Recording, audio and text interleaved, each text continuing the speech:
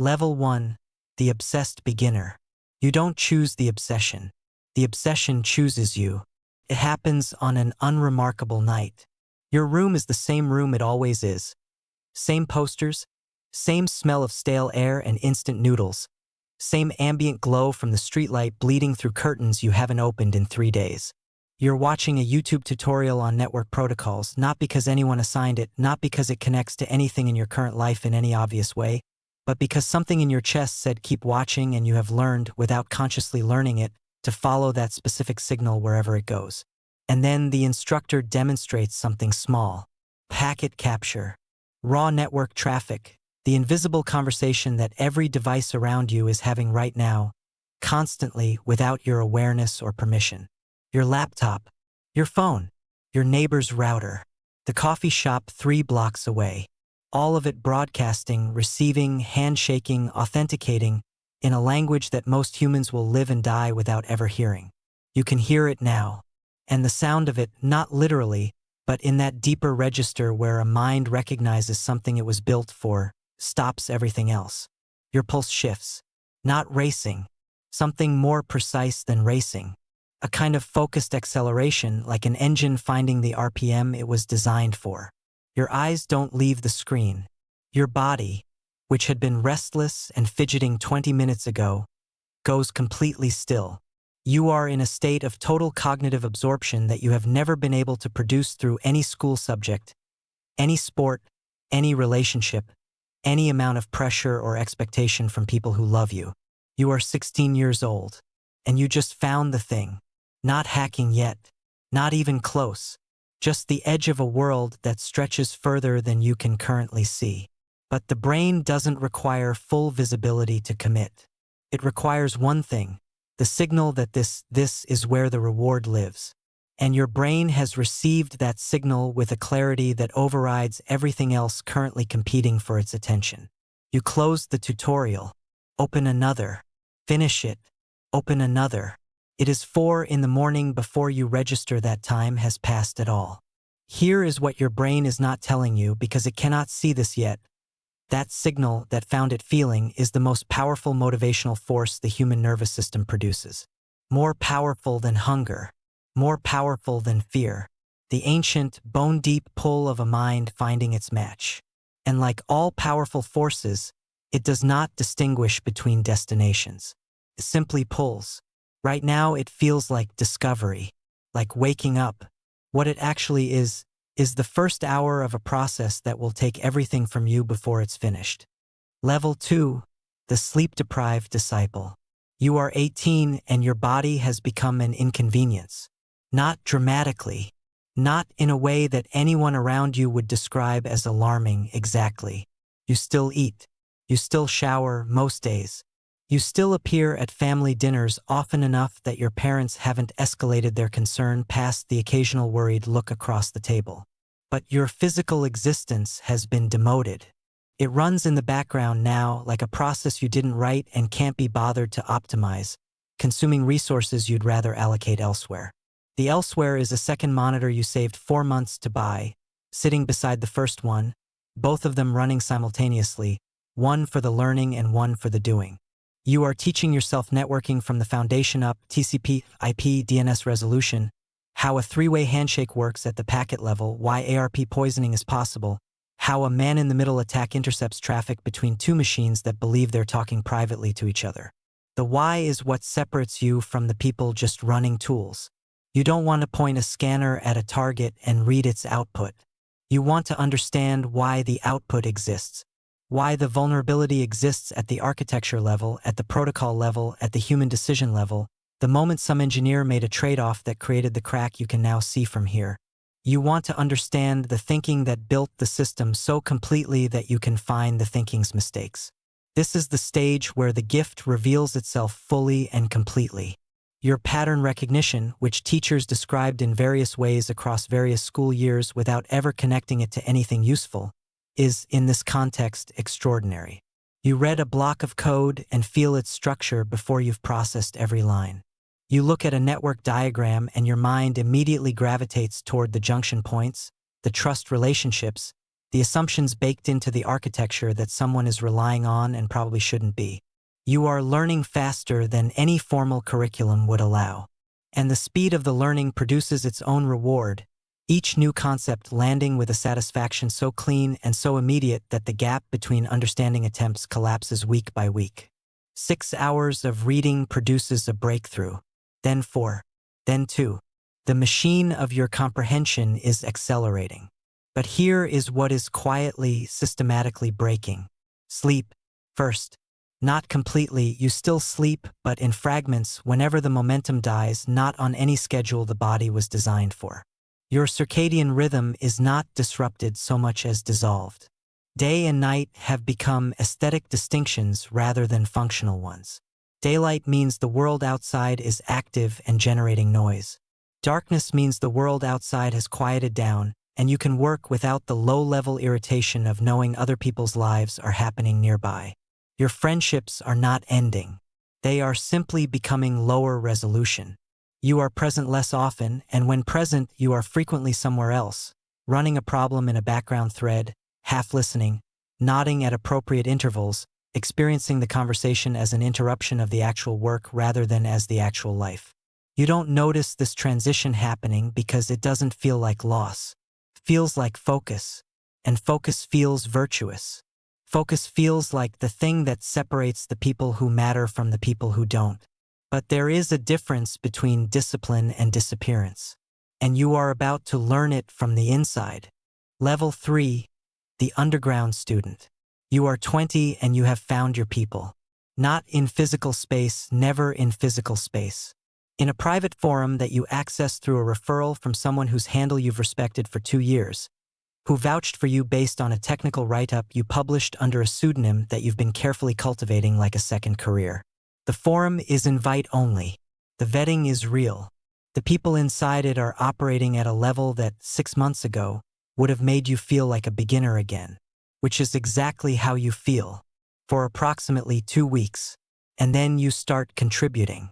Tentatively at first, asking precise questions that demonstrate you understand enough to ask them correctly, which is itself a form of credibility in spaces like this.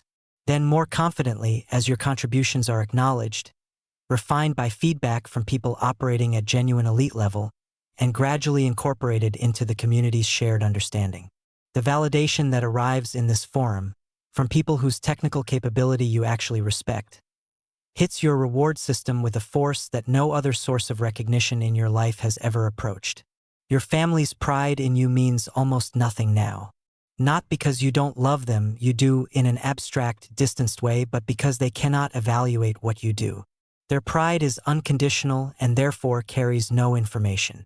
The acknowledgement of a skilled peer in a private technical forum is conditional. It means something. It means you are real. This is the first major identity restructuring. Your self-concept has been quietly relocating for months. The identity that your family and former friends know, your name, your history, your face, has been losing psychological mass. The identity that exists in these channels under a carefully constructed handle has been gaining it. You maintain both technically, but when you're honest with yourself, in the rare moments when you're honest with yourself, the person you think of when you think me is increasingly the one with the pseudonym. The technical work at this level is genuinely remarkable. You are writing your own tools now, custom scripts for specific attack scenarios, refined through iteration until they are efficient and clean and elegant in the way that only purpose-built code achieves. You are discovering vulnerabilities in real software, not practice targets, not CTF challenges, but applications that actual people use every day, in actual infrastructure that actual organizations depend on. You find a critical vulnerability in an open-source library deployed across thousands of production environments, and you stare at it for a long time before deciding what to do with it. You disclose it, responsibly, correctly, but you sit with it for 3 days first. And during those 3 days, the boundary between I have discovered this and I own this feels more permeable than it ever has before. You don't fully acknowledge that to yourself, but the boundary noticed. And boundaries, once made permeable, rarely return to their original state. Level 4, the moral amputee.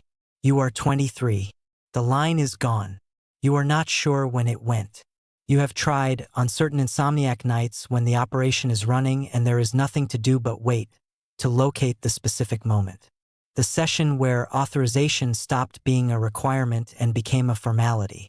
The decision where I could do this quietly became I am doing this. You cannot find it, because it wasn't a moment. It was a gradient, a slow, perfectly calibrated slide from one orientation to another, each incremental shift indistinguishable from the last. What you do now has a technical name in law enforcement databases that you prefer not to think about directly.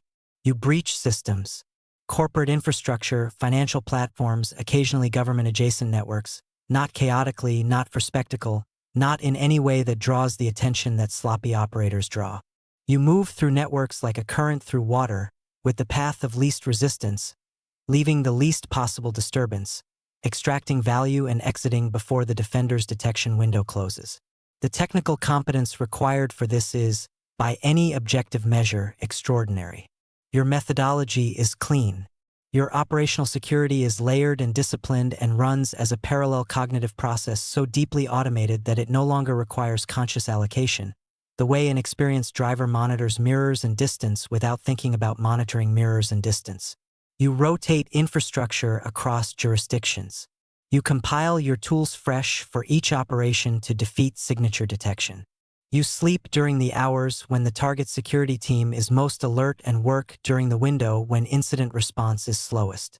You are excellent at this. And excellence in any domain generates its own justification. This is the rationalization architecture that has been under construction for years, now complete and load-bearing.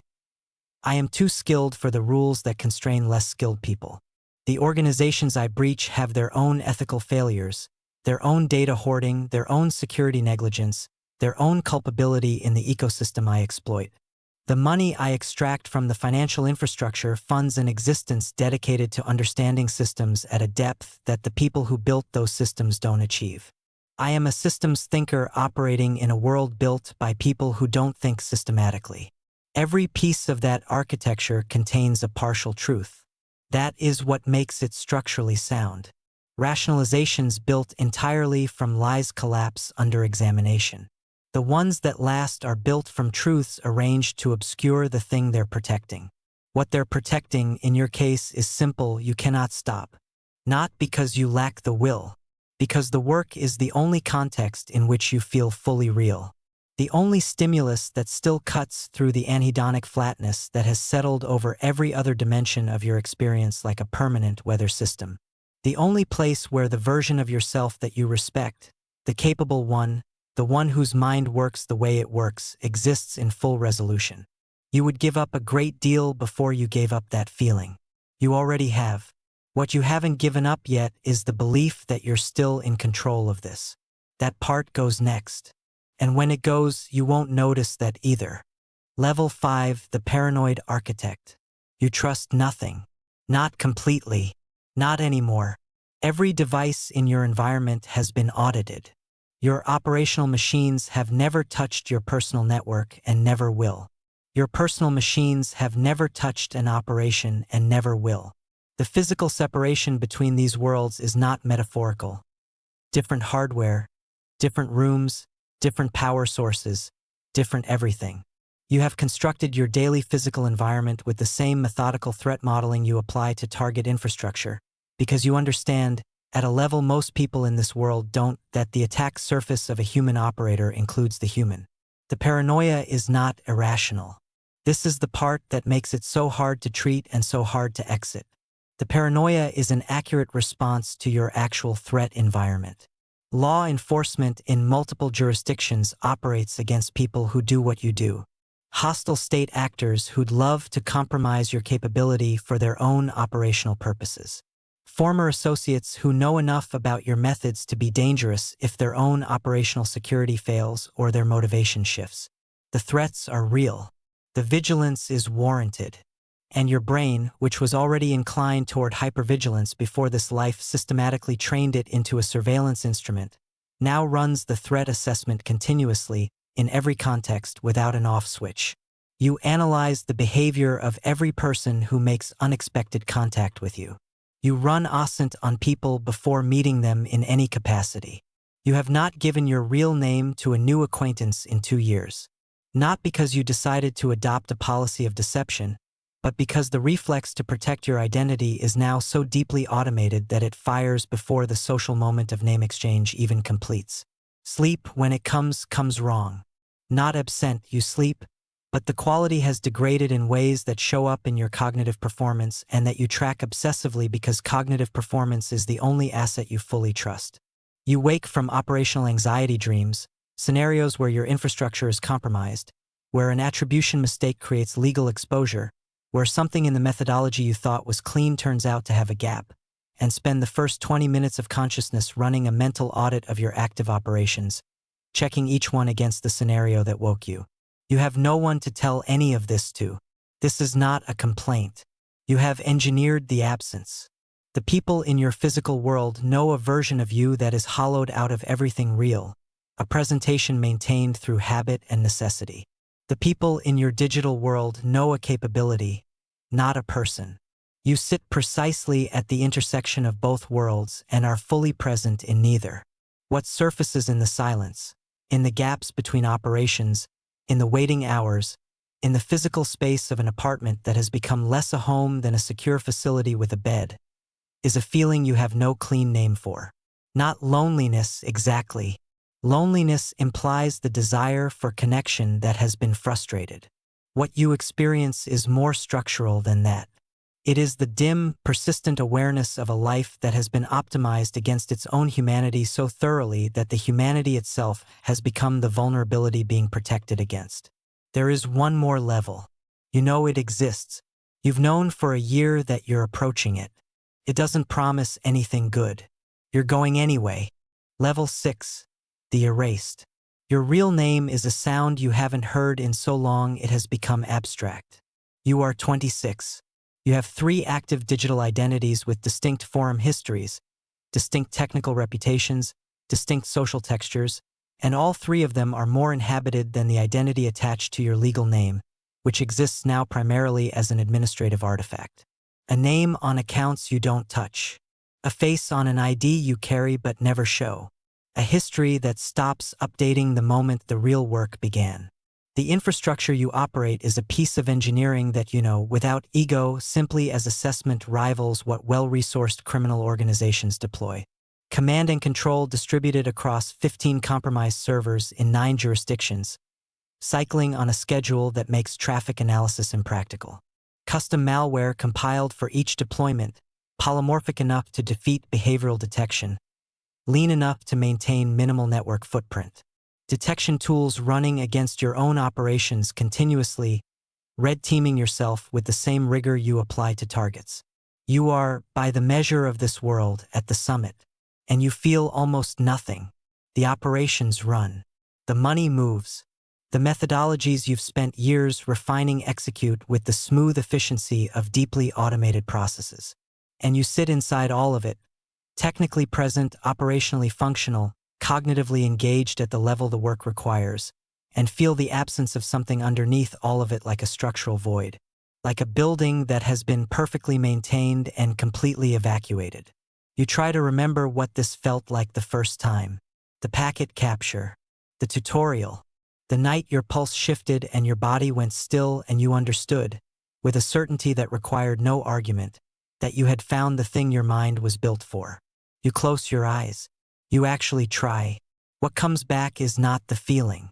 What comes back is the technical memory of the protocol, the specific vulnerability class, the network diagram, the clean, clinical residue of a moment that your brain has processed so many times, extracted so many times, instrumentalized so many times, that the lived experience of it has been completely replaced by its own documentation. You have done this to every meaningful thing in your life, you realize. Not maliciously, systematically. Everything that once produced emotion has been observed, analyzed, understood, and thereby converted into information. Your brain, the same extraordinary pattern recognition engine that made all of this possible, applied its methodology to your own inner life and left the same thing it leaves in every system it fully penetrates. Clean, quiet access, and nothing left to find inside.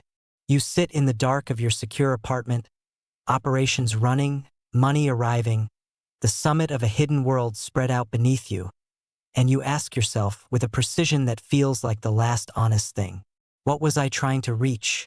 And is any version of me still alive that remembers wanting to reach it? The cursor blinks in the terminal, patient, indifferent, waiting for the next command. You have become so good at giving the next command that the question dissolves before it finishes. And the machine runs on,